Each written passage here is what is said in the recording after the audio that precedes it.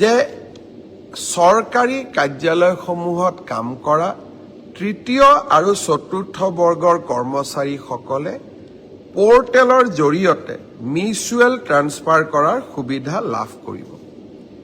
প্ৰায় 18,000 চৰকাৰী কৰ্মচাৰীয়ে আবেদন জনাইছিল আৰু মেটছ অৰ্থাৎ কোনোবা আহিব লাগিব, কোনোবা যাব লাগিব, অৰ্থাৎ মেটছ মেকিং হ'ব লাগিব।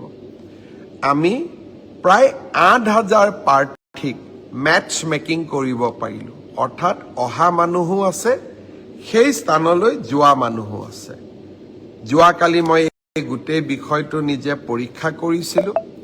মই আপোনালোকক জনাব খুজিছোঁ যে জুন মাহৰ প্ৰথম সপ্তাহত আমি পোৰ্টেলৰ জৰিয়তে যিসকল যোগ্য হ'ল তেওঁলোকৰ ট্ৰান্সফাৰ অৰ্ডাৰসমূহ আমি মুকলি কৰি দিম। অৰ্থাৎ আপোনালোকৰ অপেক্ষাৰ অন্ত পৰিব আৰু আগষ্ট বা ছেপ্টেম্বৰ মাহত এনেকৈ আৰু এবাৰ ট্ৰান্সফাৰৰ সুবিধা দি আমি পোৰ্টেল মুকলি কৰিম। অৰ্থাৎ চৰকাৰী কৰ্মচাৰীসকলৰ লগত আমি থিয় হৈ থাকিম। শ্ৰদ্ধাৰ ৰাইজ,